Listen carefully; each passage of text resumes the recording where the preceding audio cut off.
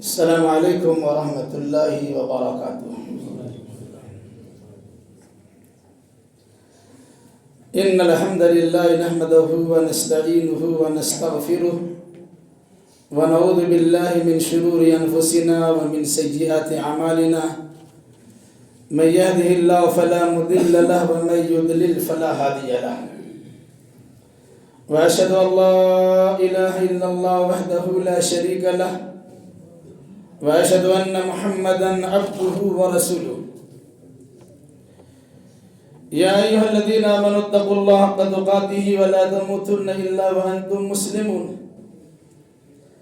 يا أيها الناس اتقوا ربكم الذي خلقكم من نفس واحدة وخلق منها زوجها وبث منهما رجالا كثيرا ونساء واتقوا الله الذي تساءلون به والأرحام إن الله كان عليكم رقيبا يا أيها الذين آمنوا اتقوا الله وقولوا قولا سديدا يصلح لكم أعمالكم ويغفر لكم ذنوبكم ومن يطع الله ورسوله فقد فاز فوزا عظيما أما بعد فإن خير الحديث كتاب الله وخير الهدي هدي محمد صلى الله عليه وسلم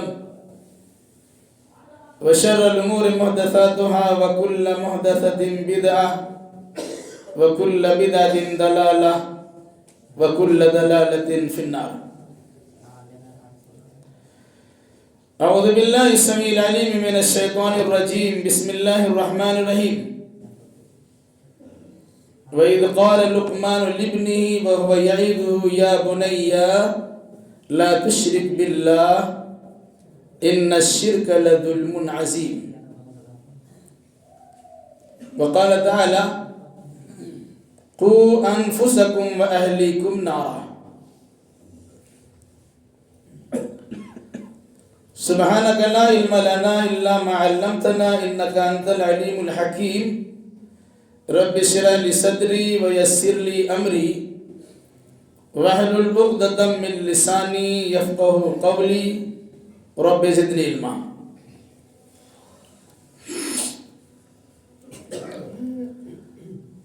ہر طرح کی تعریف لائق و سزاوار ہے ہر چیز کے خالق و مالک اللہ رب ذوالجلال والاکرام کے لیے جو سارے جہان کا تنہا پالنہار ہے، اور درود و سلام نازل ہو جملہ انبیاء کرام علیہم السلام پر، خصوصاً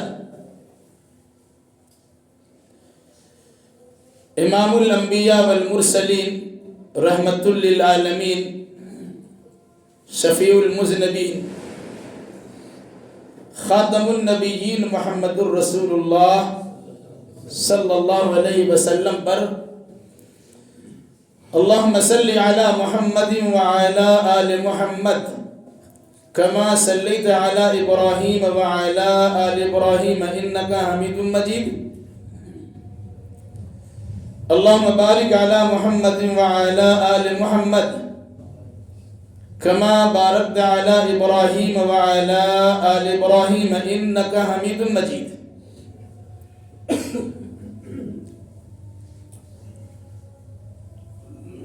آج بروز اتوار 25 دسمبر 2022 کو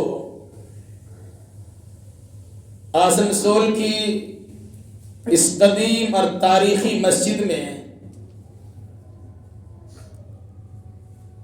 دعوت قرآن و سنہ کے عنوان سے اراکین جمعیت اہل حدیث آسنسول کی جانب سے ایک جلسے کا انعقاد کیا گیا، جس کا سلسلہ بعد نماز عصر سے شروع ہوا اور انشاءاللہ الرحمن عشاء تک جاری و ساری رہے گا۔ 2 نشستوں پر یہ پروگرام منعقد ہوا ہے۔ پہلی نشست میں 2 تقریریں آپ نے سماعت کی ہیں، پھر دوسری نشست کی 2 تقریریں بھی، 2 خطابات بھی آپ نے سن لیے ہیں۔ ٹوٹے پھوٹے انداز میں تیسری تقریر کی صورت میں مجھے بھی کچھ بیان کرنے کا موقع ملا ہے۔ اس پر میں سب سے پہلے اللہ تبارک و تعالیٰ کا شکر ادا کرتا ہوں کہ اللہ نے اپنے دین کی ترویج و اشاعت کے لیے ہمیں یہ موقع فراہم کیا۔ ساتھ ساتھ یہاں کی جمعیت کے بھی شکر ادا کرتا ہوں جس نے مجھے اس لائق سمجھا۔ مسجد کے انتظامیہ کا بھی شکر گزار ہوں۔ ساتھ ساتھ اس مجلس میں شریک ہونے والے عوام و خواص، چھوٹے بڑے، بزرگ، عورت اور مرد، ان تمام کے شکر گزار ہوں جنہوں نے اپنا قیمتی وقت نکال کر اس چچرتی ہوئی رات میں اللہ کے گھروں میں سے خاص گھر آسنسول کی اس پرانی اور قدیم جامع مسجد میں آپ تشریف فرما ہیں اور علماء کرام کے مواعظ حسنہ سے محظوظ ہو رہے ہیں۔ آپ سب مبارکبادی کے بھی مستحق ہیں اور شکر گزاری کے بھی لائق ہیں۔ اللہ ہم تمام کے اس مل بیٹھنے کو قبول فرمائے اور جو باتیں کتاب و سنت کی روشنی میں آپ تک پہنچائی جا رہی ہیں ان باتوں پر عمل پیرا ہونے کا جذبہ بھی عطا فرمائے۔ جناب صدر، معزز علماء کرام، سامعین و سامعات، جس عنوان کے تحت مجھے کچھ بولنے کا حکم دیا گیا ہے وہ ہے فتنوں کے دور میں بچوں کی تربیت۔ ہو سکتا ہے کہ جذباتی تقریر آپ کے سامنے نہ ہو، ویسے عام طور سے جذباتی خطابات کے سننے کے لوگ عادی ہو چکے ہیں۔ عزیزم عمران احمد سلفی حفظہ اللہ و طول نے گھنگرج آواز میں آپ کے سامنے تقریر کی ہے اور ہم نے دیکھا ہے کہ سوئے ہوئے لوگ بھی ماشاء اللہ جاگ گئے۔ میرے لیے فائدہ ہوا کہ سوتے ہوئے کو انہوں نے جگا دیا۔ ہم آہستہ آہستہ لوریاں آپ کو سناتے ہیں مگر اللہ کے واسطے سوئیے گا نہیں بلکہ سننے کے لیے تیار رہیے۔ ہماتن گوش ہو کر قرآنی آیات کے ترجمے کو سماعت کیجئے اس عقیدت و نظریے کے ساتھ کہ جو باتیں کتاب و سنت کی روشنی میں آئیں گی ان باتوں کو گلے لگائیں گے اور اس کے مطابق عمل کرنے کی کوشش کریں گے، اور اگر خدا نہ خواستہ کوئی بات بھول کی شکل میں چلی جائے تو آپ مجھے ضرور اصلاح فرمائیں گے۔ اللہ تعالیٰ اصلاح قبول کرنے کی بھی توفیق ہمیں بخشے، آمین۔ عنوان ہے فتنوں کے دور میں بچوں کی تربیت۔ سب سے پہلے یہ سمجھیے کہ فتنہ ہے کیا چیز۔ فتنہ و فساد عام طور سے بولتے ہیں، عربی میں فتنہ آزمائش کے لیے استعمال ہوتا ہے۔ جہاں امتحانات ہو، جہاں آزمائشیں ہو، جہاں چیلنجز ہو، وہاں اپنی اولاد کی تربیت اب کیسے کریں گے۔ میں آپ کو بتانا چاہتا ہوں فتنہ کی شکلیں مختلف ہیں۔ کبھی دنیا کا فتنہ ہوتا ہے تو کبھی دین کا فتنہ ہوتا ہے۔ ہمیں دنیاوی فتنوں کو بھی سمجھنا ہے اور دنیاوی فتنوں کے ساتھ دینی فتنوں کو بھی سمجھنا ہے۔ بلکہ یاد رکھیے گا دنیاوی فتنہ کمزور ہوتا ہے اور دینی فتنہ بڑا مضبوط ہوتا ہے۔ دنیاوی فتنہ کے نتیجے میں آپ اکیلا گمراہ ہوں گے، لیکن دینی فتنہ کے نتیجے میں عام طور سے انسان کنبہ کو کنبہ کو گمراہ کر دیتا ہے اور اسے برباد و تباہ کر دیتا ہے۔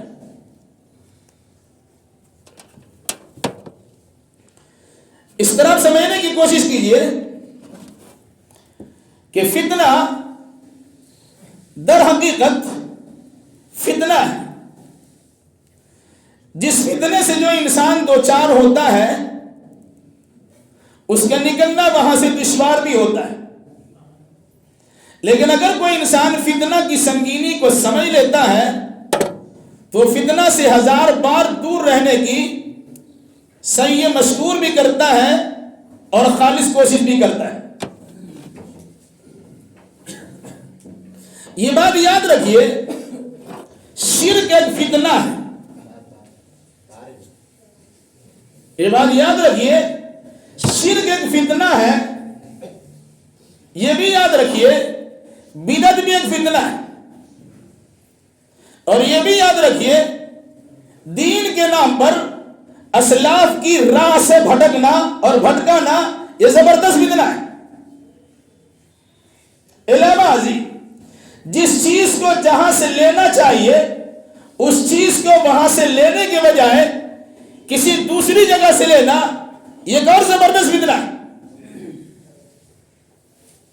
فتنہ کی حقیقت کو سمجھیے، انشاءاللہ الرحمن اختصار کے ساتھ کچھ باتیں آپ کے سامنے آئیں گی جس میں اولاد کی تربیت بھی ہے اور فتنہ سے نجات یابی کا طریقہ اور سلیقہ بھی انشاءاللہ بتایا جائے گا۔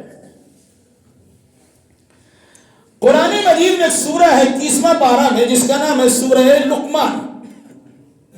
یہ لقمان کوئی نبی نہیں ہے،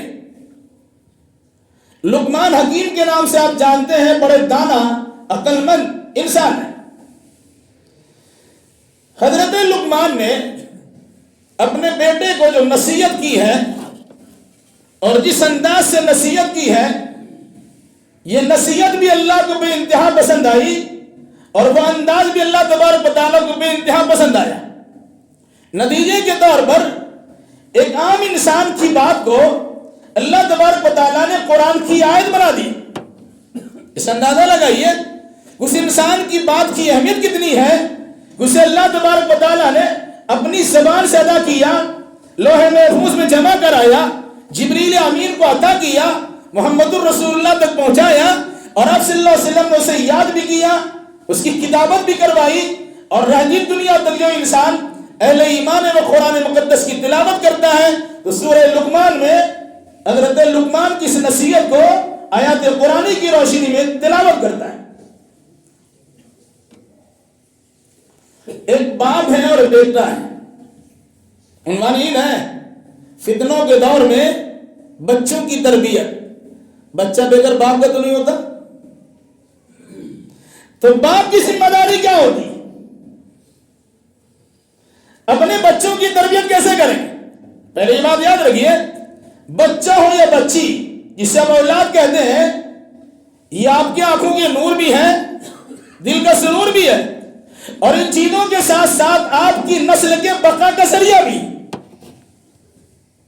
اگر کسی انسان کی اولاد نہیں ہوتی وہ اس کی نسل وہیں کٹ جاتی، اور اللہ تبارک و تعالیٰ نے اولاد سے نوازا ہوتا ہے اس اولاد کے ذریعے سے اس کی نسل چلتی۔ آدم علیہ السلام کی پوری نسل ہے، نوح علیہ السلام کی پوری نسل ہے، ابراہیم علیہ السلام کی نسل ہے، وغیرہ ذالک۔ یہ جو نسلیں ہیں یہ اولاد کی شکل میں پھلتی پھولتی ہیں اور بڑھتی نظر آتی۔ تو اولاد اللہ تبارک و تعالیٰ کی ایک عظیم نعمت ہے، اس نعمت کی قدر کیجئے اور اس کی ہر جگہ پر اس کی صحیح تربیت کیجئے، اس کی نگہداشت کیجئے، اس کی نگہبانی کیجئے، اس کی نگرانی کیجئے، اس کی رہنمائی کیجئے۔ اب قرآن کے اس انداز کو سنیے، اذ قال لقمان لابنہ وہو یعظہ، اس وقت کو یاد کیجئے جب حضرت لقمان نے اپنے بیٹے سے کہا، اس حالت میں کہ وہ انہیں نصیحت کر رہے تھے۔ گویا دین کی باتیں بتانے کے لیے ناصحانہ انداز اپنانا چاہیے، دین کی بات سکھانے کے لیے نصیحت پر مشتمل گفتگو ہونی چاہیے، دین کی باتیں سنانے کے لیے جن کو دین سناتے ہیں انہیں اپنے قریب بھی کرنا چاہیے. کیسے قریب کیا؟ قرآن کہتا ہے اذ قال لقمان لابنه وهو يعظه. جب حضرت لقمان نے اپنے بیٹے کو نصیحت کی، جب کہا اپنے بیٹے سے نصیحت کرتے ہوئے، انداز کیا تھا؟ یا بنیا، یا ابنی کہہ سکتے تھے، اے میرا بیٹا.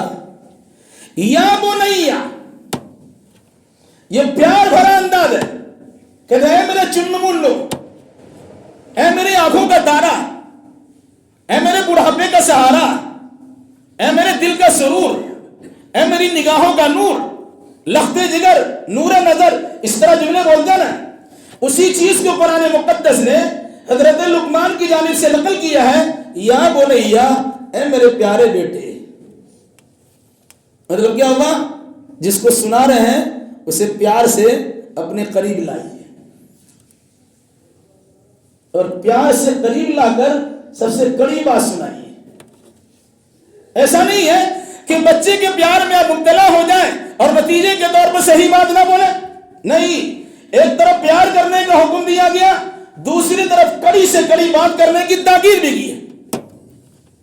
دنیا میں سب سے کڑی بات کیا جانتے ہیں؟ شرک سے نفرت دلانا. کیا فرمایا؟ یا بنیا اے میرے بیٹے لا تشرک باللہ، اللہ کے ساتھ شرک نہ کرنا. کیوں؟ ان الشرک لظلم عظیم، اس لیے کہ شرک سب سے بڑا ظلم ہے. قرآن کے اس انداز پہ غور کیجیے.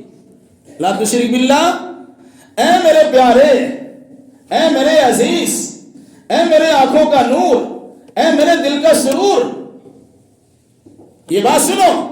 لا تشرک باللہ، اللہ کے ساتھ کسی کو شریک نہ کرنا. اور اسی کو اللہ کے نبی صلی اللہ علیہ وسلم نے فرمایا تھا کہ لا تشرک باللہ ان قتلت وحرقت، اللہ کے ساتھ شریک نہ کرنا اگرچہ تم بوٹی بوٹی کاٹ دی جاؤ یا جلا کے راکھ بنا دی جاؤ. کیا مطلب ہوا؟ شرک بہت بڑا فتنہ ہے. سب سے پہلے اس بڑے فتنے سے روکنے کی کوشش کی گئی اور باپ نے بیٹے کے ذہن و دماغ میں رچا بسا دیا کہ اللہ کے ساتھ کسی کو شریک نہ کرنا. وجہ کیا ہے؟ ان الشرک لظلم عظیم، شرک سب سے بڑا گناہ ہے. یہ ہو گئی پہلی نصیحت. اب قرآن کا انداز دیکھیے. ایک باپ نے بیٹے کو نصیحت کی ہے اللہ کے ساتھ کسی کو شریک نہ کرنا، تو اللہ تبارک و تعالیٰ نے ایسے باپ کی قدر و منزلت کو اس طرح پہچنوایا ہے اور دنیا والوں کے سامنے تعارف کروایا. اس کے بعد کی آیت پڑھی، لمبی تفسیر نہیں ہو سکتی، یہ وقت کم ہے، مختصر میں بات کر کے آگے بڑھتا ہوں. وَوَصَّيْنَا الْإِنسَانَ بِوَالِدَيْهِ حَمَلَتْهُ أُمُّهُ وَهْنًا عَلَىٰ وَهْنٍ وَفِصَالُهُ فِي عَامَيْنِ أَنِ اشْكُرْ لِي وَلِوَالِدَيْكَ إِلَيَّ الْمَصِيرُ. جب بندہ خاص حضرت لقمان نے اللہ کے ساتھ شرک کرنے سے اپنے بچے کو منع کیا ہے تو اللہ تبارک و تعالیٰ نے بچوں سے کہا کہ سنو، ہم تمہیں وصیت کرتے ہیں کہ اپنے ماں باپ کے ساتھ اچھا سلوک کرنا. اور بطور خاص ماں کا ذکر کیا، حملتہ امہ کرہن ووضعتہ کرہا، تکلیف در تکلیف اٹھا کر ماں نے تمہیں اپنے پیٹ میں تمہاری پرورش کی ہے، اور پھر اس کے بعد درد دل کی صحبتوں کو جھیل کر تمہیں دنیا میں لایا ہے. اس کے بعد کیا کیا؟ 2 سال تمہیں دودھ پلایا. وفصالہ فی عامین، 2 سال تک مکمل دودھ پلایا. اس کے بعد کیا کہا؟ ان اشکر لی ولوالدیک. ماں باپ دونوں سے متعلق اس اولاد کو یہ سکھلایا ہے، انہی ماں باپ کے ذریعے سے تم دنیا میں آئے، پیدا میں نے تمہیں کیا ہے، تخلیق ہماری جانب سے تمہاری ہوئی ہے، لیکن تم آسمان سے ٹپک نہیں گیا ہو، بلکہ تمہارے لیے ماں باپ کا میل ملاپ ضروری تھا. اس کے لیے شادی کے رسم رچائے گئے اور شادی کرانے کے بعد دونوں بند کمرے میں ہوئے اور نتیجے کے طور پر تمہاری تخلیق اور پیدائش ہوئی اور میں نے تمہیں کام کیا چونکہ میں تمہارا خالق ہوں اس لیے میرا بھی شکریہ ادا کرو اور اس دنیا میں آنے کے لیے اپنے ماں باپ کے محتاج ہو اس مناسبت سے اپنے ماں باپ کو بھی شکریہ ادا کرو انشکر لی ولوالدیک کیوں کہا الی المصیر یاد رکھنا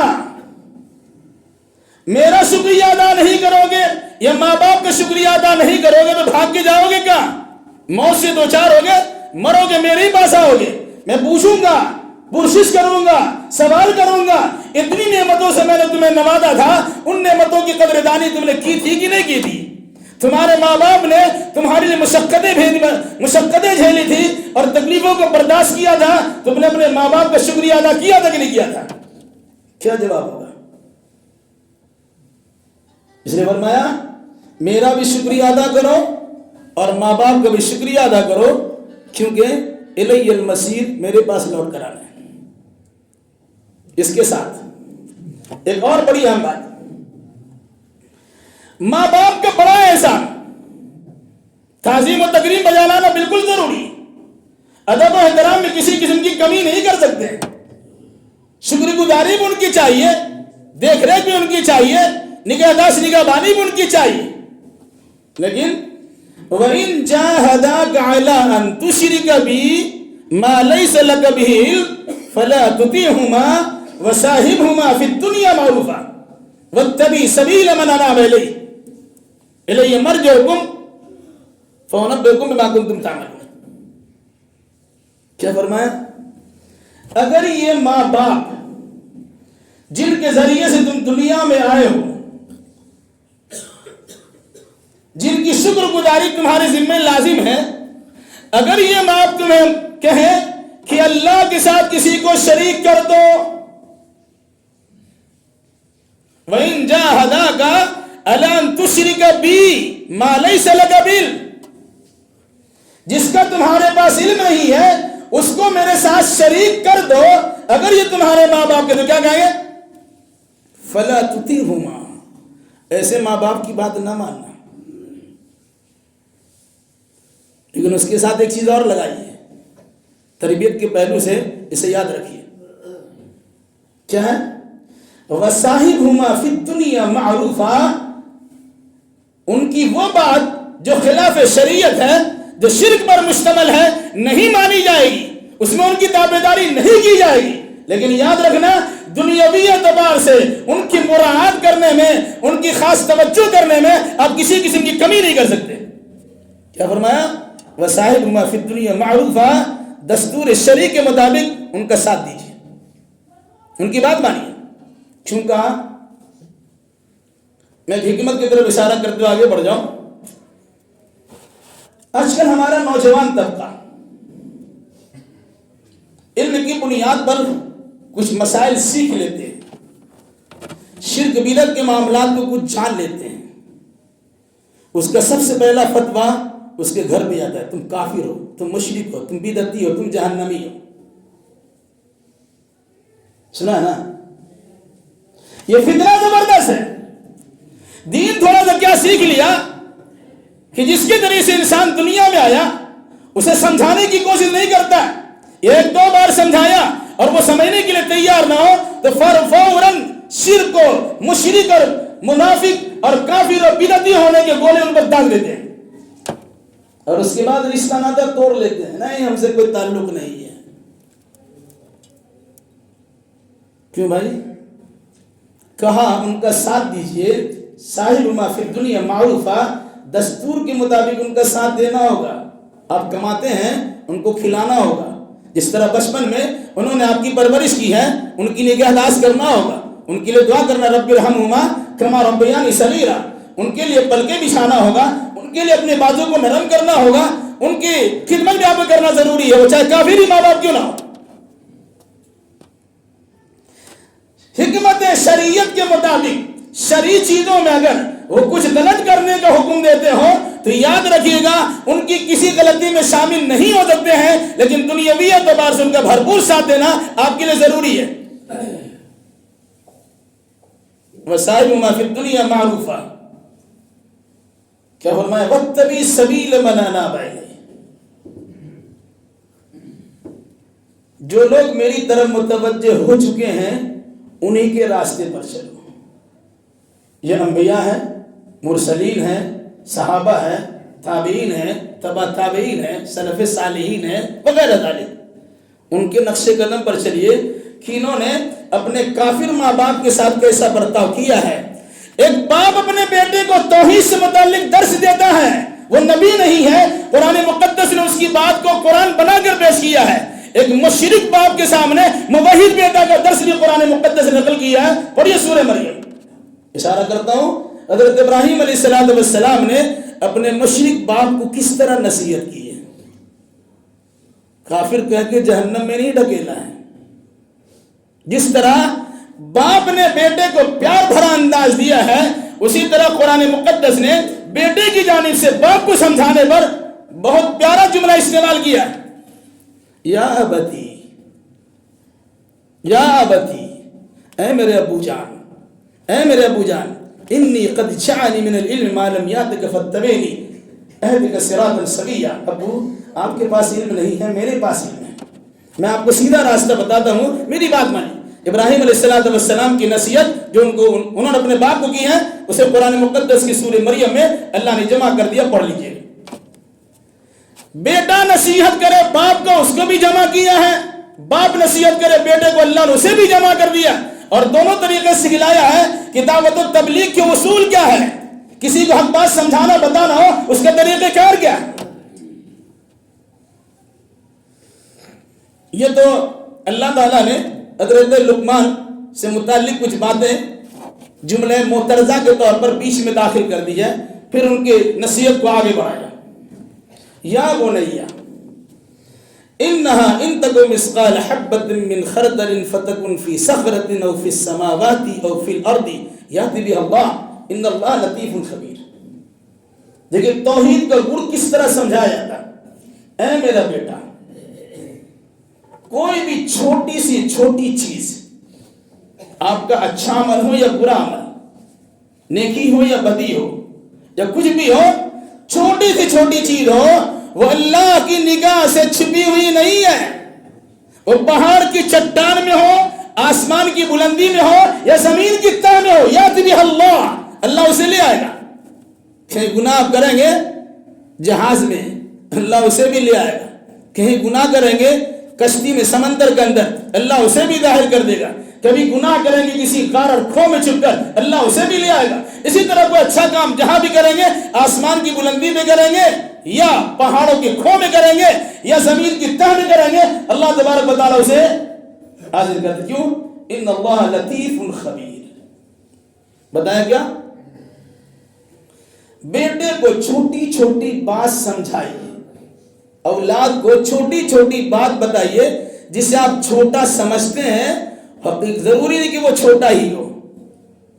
اس لیے چھوٹا گناہ ہو کہ بڑا گناہ ہو، وہ سب کی سب اللہ تبارک و تعالیٰ کے ریکارڈڈ ہے، اللہ اسے آپ کے سامنے حاضر کر دے گا، کیونکہ اللہ باریک بھی ہے۔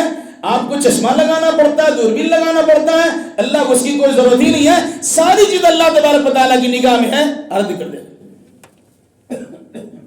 پھر فرمائے یا ابتی، اے میرے بیٹے، جا یا بنیا، اے میرے بیٹے، کیا فرمایا اس کے بعد؟ اقیم الصلاۃ وامر بالمعروف وانہی عن المنکر واصبر علی ما اصابک ان ذلک من عزم الامور۔ اے میرے بیٹے، نماز قائم کرنا، اے میرے بیٹے امر بالمعروف اور نہی عن المنکر کرتے رہنا، بھلا کام بھلی بات کا حکم دیتے رہنا، برا کام اور بری بات سے روکتے رہنا۔ اور یاد رکھو، نماز پڑھنا بھی، نماز پڑھانا بھی، بھلی بات کا حکم دینا بھی اور بری بات سے منع کرنا بھی، یہ کوئی آسان کام نہیں ہے، یہ خطرناک چیز ہے۔ بہت سے لوگوں کے کلیجے پر بڑا سا پتھر گر پڑے گا. اس لیے یاد رکھنا مخالفت بھی اسی انداز سے تمہاری زور و شور پہ ہوگی. تو کرو کیا؟ وَاصْبِرْ عَلَى مَا أَصَابَكَ إِنَّ ذَلِكَ مِنْ عَزْمِ الْأُمُورِ. اگر اس بات میں، اس کام کے کرنے میں مصیبتیں تمہارے سامنے آ جائیں، پریشانیاں تمہارے سامنے آ جائیں، دقتیں تمہارے سامنے کھڑی کر لی جائیں، روڑے تمہارے لیے اٹکائے جائیں، پتھروں کا برسا دیا جائے یا کانٹے بچھا دیے جائیں، مشکلات در مشکلات پیدا کر دی جائے. وَاصْبِرْ عَلَى مَا أَصَابَكَ. چوں چھرا نہ کرنا، اپنی مصیبتوں پہ صبر کرنا کہ اللہ تبارک و تعالیٰ کا حکم یہی ہے. إِنَّ ذَلِكَ مِنْ عَزْمِ الْأُمُورِ. یہ بڑی ہمت کا کام ہے. کون کہہ رہے ہیں؟ لقمان. حضرت لقمان اپنے بیٹے کو نصیحت کرتے ہوئے کہا شرک نہ کرنا، شرک خطرناک گناہ ہے. یہ بات یاد رکھنا، کوئی کام اگر چھپ چھپا کے کرو گے اللہ اسے بھی جان لیتا ہے. یہ بھی فرمایا بیٹا سنو، نماز قائم کرنا، نماز پڑھنے کا حکم نہیں ہے. معاف کیجیے گا، میرے علم کے مطابق قرآن میں کہیں پر نماز پڑھنے کا حکم نہیں دیا گیا ہے. دو الفاظ ہیں، یا تو قرآن میں نماز کے قائم کرنے کا حکم ہے یا قرآن میں نماز کی حفاظت کرنے کا حکم ہے. حافظوا علی الصلوات والصلاۃ الوسطی یا اقیموا الصلاۃ اقیموا الصلاۃ. نماز قائم کرنے کا حکم ہے. نماز اکیلا قائم نہیں ہوتی. جب مسجد آپ کے پاس موجود ہے تو فرض نماز کے لیے مسجد میں آنا ضروری ہے، بلا عذر شرعی ہے، اور مسجد سے دور رہ کے نماز نہیں پڑھ سکتے آپ. یہ اقامت صلاۃ میں داخل ہے. کیا فرمایا؟ نماز قائم کرنا. سردی کی رات ہے، چند لوگ تو چلے آتے ہیں. اب بیٹا کو یہ نماز قائم کرنا ہے، بیٹا اپنے خود پڑھتے نہیں، ہم بولتے نماز قائم کیجیے. اب فجر میں آئے تو بچے کو لے کے آئیے، تب سمجھ میں آئے گا کہ اب نماز قائم کرنے والے ہیں. تو نماز قائم کرنا جس میں جماعت کی پابندی بھی ہے، وقت کی پابندی بھی ہے، اور ساتھ شروط صلاۃ کی پابندی بھی ہے، اور ان تمام چیزوں کی ذمہ داری ہے کہ اللہ کے نبی صلی اللہ علیہ وسلم کی سنت کے مطابق ہو، وہ نماز ہے اقامت صلاۃ. اور پھر کیا کہا؟ امر بالمعروف نہی عن المنکر. بڑا اہم دو اصول ہے، بری باتوں سے منع کرنا اور اچھی باتوں کا حکم دینا. یہ کیا ہے؟ صبر آزما چیز ہے. اس لیے فرمایا وَاصْبِرْ عَلَىٰ مَا أَصَابَكَ. اس پہ صبر کیجیے گا، کیونکہ صبر کرنا اولو العزم پیغمبروں کا کام ہے. اس کے بعد قرآن نے اور بھی کچھ نصیحت کی. کیا کہا؟ وَلَا تُسَعِّرْ خَدَّكَ لِلنَّاسِ وَلَا تَمْشِ فِي الْأَرْضِ مَرْحًا إِنَّ اللَّهَ لَا يُحِبُّ كُلَّ مُخْتَالٍ فَخُورٍ. اسی سلسلے کلام میں ہے وَلَا تُسَعِّرْ خَدَّكَ لِلنَّاسِ. اپنا گال لوگوں سے مت پھلا لینا. وَلَا تَمْشِ فِي الْأَرْضِ مَرْحًا. اور زمین میں اکڑ کے نہ چلنا. دو باتیں. کیا مطلب؟ لوگوں سے گال پھلانا، جھگڑا کر لینا، ایک دوسرے سے نفرت کر کے منہ موڑ لینا، بات چیت ہی نہیں کریں گے. السلام علیکم، ادھر گھما لیا. السلام علیکم، ادھر گھما لیا. اس کو کہتے ہیں منہ پھلا لینا، گال پھلا لینا، چہرہ پھیر لینا، محاورہ ہے. وَلَا تُسَعِّرْ خَدَّكَ لِلنَّاسِ. ایک بیماری ہوتی ہے جانور میں کہ جس کے نتیجے میں گردن ٹیڑھی ہو جاتی ہے، وہ سیدھی ہوتی ہی نہیں ہے.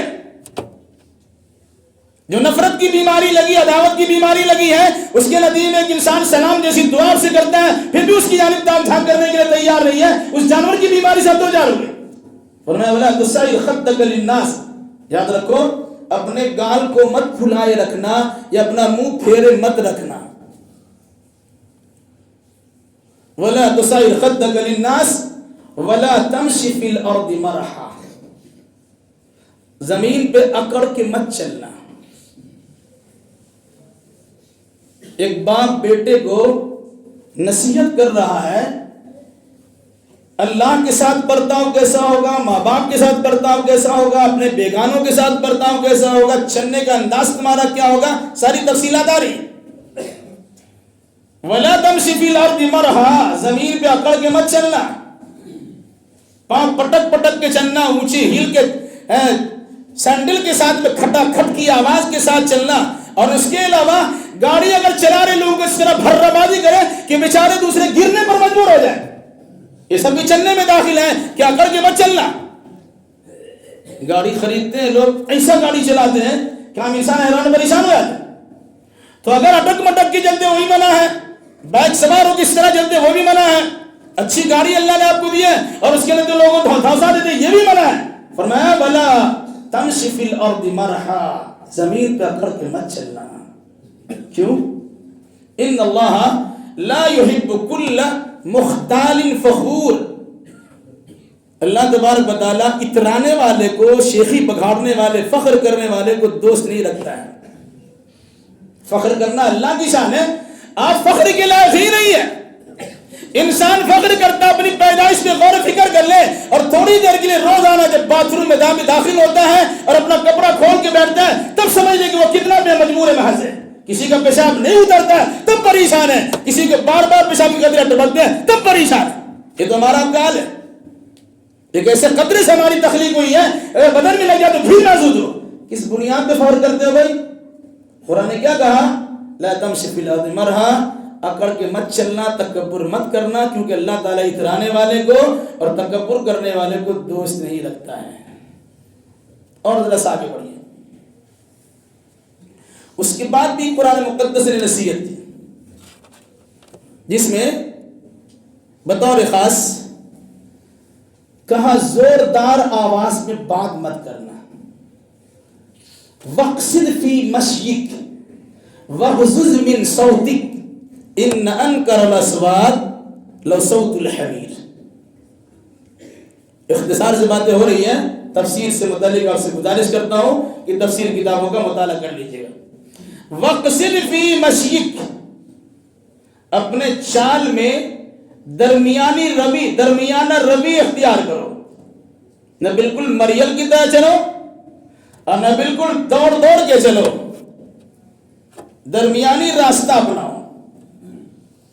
وغضض من صوتک، اپنی آواز بھی پست رکھو، ان انکر الاصوات لصوت الحمیر، کیونکہ آواز میں سب سے خراب آواز گدھوں کی ڈھیجو کی آواز ہوتی ہے۔ کتنا چلاتا ہے، چلانا مت۔ یہ ہے قرآن مقدس کا ترجمہ ہلکا پھلکا، میں چند منٹوں میں تھوڑی سی کچھ بات آپ سے کہہ دوں۔ پہلی بات، جو سب سے بڑا فتنہ ہے شرک، حضرت لقمان نے شرک سے منع کر دیا۔ کس کو منع کیا؟ اپنا بیٹا کو منع کیا۔ باپ اگر مخلص ہوگا دوسروں کو بات میں سمجھائے گا، پہلے اپنے گھر کے لوگوں کو سمجھائے گا۔ یہ بچے کورے ذہن کے ہوتے ہیں، ان کی دل کی تختی خالی ہوتی ہے، توحید پر مشتمل جو بیانات ان کے دل و دماغ میں رچانے بسانے کی کوشش کریں گے، بچپن کا یاد کیا ہوا اخیر وقت بھی یاد رہتا ہے۔ اگر بچپن میں آپ نے غلط یاد کر لیا ہے، بڑھاپے میں اور جوانی میں اسے صحیح کرنے کی کوشش کریں گے، بڑی دقت ہوتی ہے۔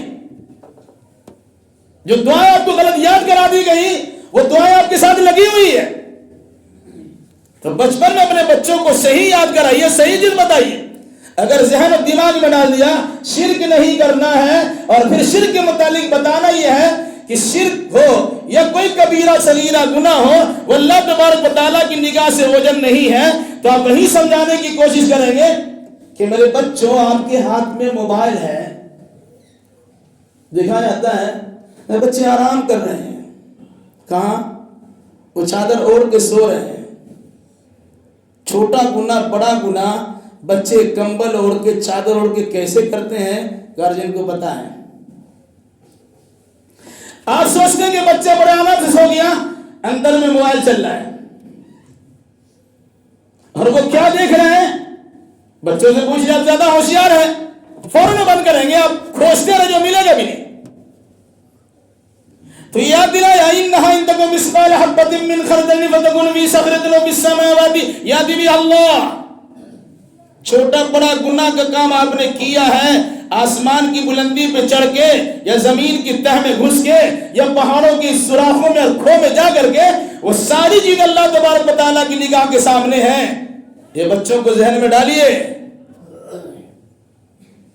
اور پھر اس کے بعد نماز سے متعلق تاثر دلائیے کہ اللہ تبارک و تعالیٰ کی عبادت کا جو سب سے اہم ذریعہ طریقہ ہے وہ نماز 5 وقت کا ہے، کہ جس کے بغیر چارہ کار ہی نہیں ہے. اور اپنے نماز کی محافظت اگر کرنا چاہتے ہیں، جس میں کہا گیا کہ شرک نہیں کرنا ہے، تو توحید کے نمونے کو پیش کرنے کے لیے نماز جیسی عبادت کی تاکید کی گئی. اور پھر اس کے بعد کہا گیا کہ سنو، شرک سے بچ لیے، گناہ سے بچ لیے، نماز قائم کر لیے، اپنے حد تک اسے محدود نہ رکھنا، بلکہ تمہاری ذمہ داری ہے امر بالمعروف اور نہی عن المنکر کرنا. اور اس کے ساتھ ساتھ یہ بھی آپ کو بتایا گیا کہ یہ بھی یاد رکھو، یہ کوئی پھولوں کا سیج نہیں ہے، یہ نرم گرم بستر نہیں ہے، یہ کانٹوں بھرا بستر ہے. تمہیں اس سلسلے مخالفتیں آئیں گی، مخالفتوں کا سامنا کرنا پڑے گا. ایسے موقع پہ تمہاری ذمہ داری ہے کہ صبر کرنا. اب ان چیزوں کے ساتھ ساتھ ایک فتنے کی طرف اشارہ کرتا ہوں اور بات میری ختم. میں نے شروع میں کہا تھا کچھ فتنہ دنیاوی ہوتا ہے، کچھ فتنہ دینی ہوتا ہے. دنیاوی فتنہ زیادہ خطرناک نہیں ہے، اسے انسان کر لیتا ہے، گناہ کر لیا، غلط سلط کر لیا، حرام کمائی کر لی، کبھی احساس ہوگا تو وہ آدمی اس سے توبہ استغفار کر لیتا ہے. تو دنیاوی فتنہ سے بچانے کی ضرورت ہے. ایسا نہیں کہ چھوڑ دیا. آپ گھر میں بیٹھے ہوئے ہیں، آپ کا بچہ مال لا کے دے رہا ہے، پوچھتے بھی نہیں مال کہاں سے آیا. کسی کا بینک صاف کر دیا، CC کا کام کر لیا، کال سینٹر کا کام کیا، بینک لوٹ کے لے آیا. اب حاجی صاحب مسجد میں نماز اللہ اللہ کر رہے ہیں اور بچے کی طرف سے گاڑیاں اور باڑیاں اور سواریاں آپ کو مل رہی ہیں، کوئی پوچھنے والا نہیں ہے. یہ بھی فتنہ ہے. یہ فتنہ وہ ہے کہ جس پر احساس ہوگا کبھی توبہ کر لے گا. لیکن اگر کوئی انسان دین کے فتنے سے دو چار ہوتا ہے تو دینی فتنہ ایسا فتنہ ہوتا ہے، انسان پڑھتا ہے، پڑھتا ہے، پوچھتا ہے، جانکاری حاصل کرتا ہے، معلومات کرتا ہے، اور نتیجے کے طور پر وہ ایسا ہو جاتا ہے. ابھی اب سن رہے تھے علماء کرام کے خلاف ان کے فتوے جاری ہو جاتے. جن علماء نے ترجمہ کر کے دیا ہے، چاہے قرآن کا ترجمہ چاہے حدیث کا ترجمہ ہو، جن سے آپ نے سیکھا ہے، جن کے سامنے آپ نے ظالم تلمس طے کیا ہے، جن سے پوچھ کے کچھ مسئلہ آپ نے سیکھ لیا ہے، اور کچھ دنوں کے بعد اب مفتی اعظم بنتے ہیں، شاید گوگل سے پوچھتے ہیں اور اس کا فتویٰ نکالنا شروع کر دیتے. یہ فتنہ اتنا خطرناک ہے کہ آبا کا آبا بگاڑ کے رکھ دیا، خاندان کا خاندان بگاڑ کے رکھ دیا، منہج سلف صالح میں چلنے والے کی اولاد کی پکھیاں اکھیڑ کر دی. میرے بھائیو، ایسے فتنوں سے ہوشیار رہیے. کبھی برادرز کے فتنہ ہے، کبھی انجینئرز کے فتنہ ہے، کبھی ڈاکٹروں کے فتنہ ہے، کبھی وکیلوں کے فتنہ ہے. اس طرح کے بے شمار فتنہ ہمارے سامنے آتے رہتے ہیں اور ہم اس کے ہو کے رہ جاتے ہیں. اگر بچے آپ کے دیندار بنتے ہیں، دینی شعور پیدا کرتے ہیں، ان کی بھی نگرانی کیجئے. یہ سیکھتے کہاں سے ہیں؟ یہ آپ کو ضرورت ہے پوچھنے کی، بھائی کہاں سے سیکھتے ہو؟ کسی مستند علم کے سامنے بیٹھے ہیں، انہوں نے مستند علم کی بنیاد پر آپ سے باتیں کی ہیں کہ صرف جسے ٹی وی نے علامہ بنا دیا، سوشل میڈیا نے علامہ سما بنا دیا، اب ان کے پیچھے دوڑتے ہو. یہ اتنا خطرناک فتنہ ہے، اس سے نکلنا بہت مشکل ہوتا، اور نتیجے کے طور پر وہ ایسے اپنے ائمہ کے خلاف، اپنے علماء کے خلاف، اپنے مدرسین کے خلاف، اپنی جمعیت و جماعت کے خلاف ان کے فتوے ہونے شروع ہو جاتے ہیں، اور نتیجے کے طور پر انسان اس سے کنارہ کشی اختیار کر لیتا. اس لیے میری گزارش ہے، اس عنوان کے تحت جو باتیں آپ کے سامنے آئی ہیں اسے سمجھنے کی کوشش کیجئے، اور یہ سمجھ لیے کہ دینی فتنہ ہو کہ دنیاوی فتنہ ہو، ہمیں اس سے دور رہنا ہے، اور اپنے اولاد کو صحیح تربیت بھی دینی ہے کہ سیکھنا ہو تو کتاب اللہ اور سنت رسول اللہ کی خالص تعلیمات کو سلف صالحین کے منہج کے مطابق سیکھیے اور اسی پر قائم و دائم رہنے کی کوشش کیجیے. ایسا نہیں ہے کہ جس کی بھی سن لیا اور مان لیا. بھی آپ سن رہے تھے نا، توحید کے نام سے قادیانی کا چینل ہے. اسلام کے نام پہ سرچ کیجئے گا، اسلام کے نام پر جو سب سے پہلا چینل آئے گا وہ بھی قادیانی کا ہے. آپ تو کہیے گا بھائی تو ہے، چونکہ آپ کے پاس شعور نہیں ہے، اس مناسبت سے آپ سب کو لے لیے، بڑا اچھا لگے، توحید کے نام پہ کوئی بات ہے کہتے چھوڑ دیں گے. ارے ہم تو وہ ہیں جو توحید پرست ہیں، شرک سے نفرت دلاتے ہیں، توحید پر مشتمل ہمارے سامنے گفتگو آ رہی ہے. اس لیے اس حقیقت کو آپ سمجھنے کی کوشش کیجئے. آپ ہو، آپ کے گھر کے لوگ ہو، آپ کے جماعت کے افراد ہو، آپ کے بچے اور بچیاں ہوں، ان دینی چیزوں کے حصول میں اگر وہ طریقہ اپناتے ہیں جو طریقہ کتاب اللہ اور سنت رسول اللہ کے مطابق نہیں ہے، اس پر قدغن لگائیے، اس پر پین لگائیے، اس کی نگرانی کیجئے، ان سے پوچھئے کہ تم نے سیکھا کہاں سے ہے. اس فتنے کو اگر دباتے ہیں آپ کو بھی سکون ملے گا، اور اگر ایسا نہیں کرتے ہیں تو کچھ دنوں کے بعد آپ پر بھی کفر کا فتویٰ لگے گا. آپ 70 سال 75 سال تک کتاب و سنت کے داعی کہلا رہے تھے، قرآن و حدیث کے نمبردار کہلا رہے تھے، قرآن و حدیث کے پرچارک کہلا رہے تھے، لیکن آپ کے گھر کا بیٹا اٹھتا ہے آپ تو کافر ہیں، آپ تو مشرک ہیں، آپ دین سے خارج ہیں، آپ کا طریقہ ایسا نہیں. اسے سننے کے لیے تیار نہیں ہے. میری گفتگو ختم ہوتی ہے. میں گزارش کرتا ہوں کہ جو جن آیتوں کی ترجمہ یا مختصر تفسیر میں نے پیش کی ہے، اتنی پر بس نہیں ہے. اب ان آیتوں کی تفسیر کی کتاب میں ضرور مطالعہ کر لیجئے، اور جن علماء سے آپ کا من بھرتا ہو ان سے رابطے کیجئے، ان کی خدمت میں پہنچ کر اس کی تفسیر سیکھ لیجئے. وقت کی قلت کے پیش نظر چند باتیں آپ کے سامنے اختصار کے ساتھ رکھی گئی. اللہ تعالی ہمیں کہنے اور سننے اور اس کے مطابق عمل کرنے کی بھی توفیق مرحمت فرمائے. اقول قولی ھذا واستغفر اللہ لی ولکم ولسائر المسلمین وآخر دعوانا ان الحمد للہ رب العالمین. السلام علیکم ورحمۃ اللہ وبرکاتہ.